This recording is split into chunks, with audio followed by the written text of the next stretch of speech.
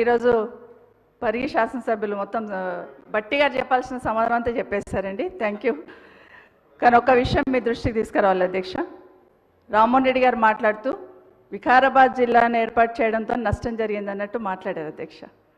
మీరు ఆ ప్రాంతానికి చెందిన వాళ్ళు, వికారాబాద్ జిల్లా గురించి 30 సంవత్సరాల నుండి పోరాటాలు చేసి వికారాబాద్ జిల్లా కావాలని వికారాబాద్ జిల్లాలో ఉన్న ప్రతి మనిషి గుండె కొట్టుకుంది అధ్యక్ష. వికారాబాద్ జిల్లా కేసీఆర్ గారు చేశారు.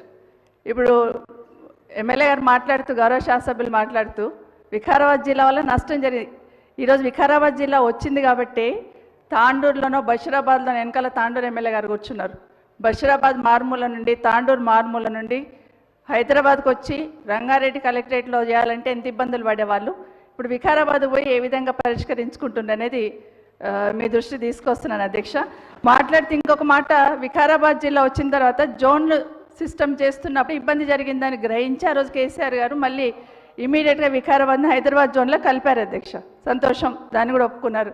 వికారాబాద్ జిల్లా వచ్చింది కాబట్టి ఈరోజు జిల్లాకు ఒక కోర్టు వచ్చింది. వికారాబాద్ జిల్లా వచ్చింది కాబట్టి ఈరోజు ఒక మెడికల్ కాలేజ్ వచ్చింది. వికారాబాద్ జిల్లా ఉంది కాబట్టి ఈరోజు ఒక నర్సింగ్ కాలేజ్ వచ్చింది.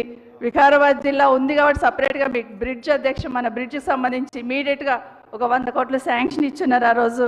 ఇదంతా ఇదే కాకుండా అధ్యక్ష కలెక్టరేట్ వచ్చింది అక్కడే. ఈరోజు మాట్లాడుతున్నప్పుడు రంగారెడ్డి జిల్లాలో కలపాలన్నట్టు మాట్లాడారు.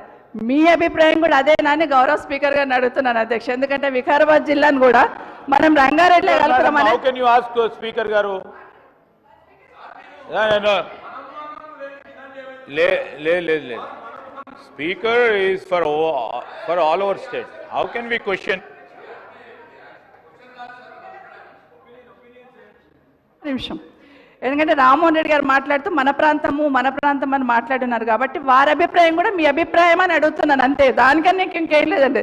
గౌరవ స్పీకర్ గారిని రామ్మోహన్ రెడ్డి గారు మాట్లాడింది వికారాబాద్ ప్రజలు ఏదైతే ఉన్నారో మిమ్మల్ని కలిపి మాట్లాడినారు కాబట్టి దయచేసి మీరు అది ప్రభుత్వం దృష్టికి ఏ విధంగా తీసుకెళ్ళి మంత్రి గారు చెప్పండి. మా ఇన్ఛార్జ్ మంత్రి గారు చెప్పాలి. ఇప్పుడు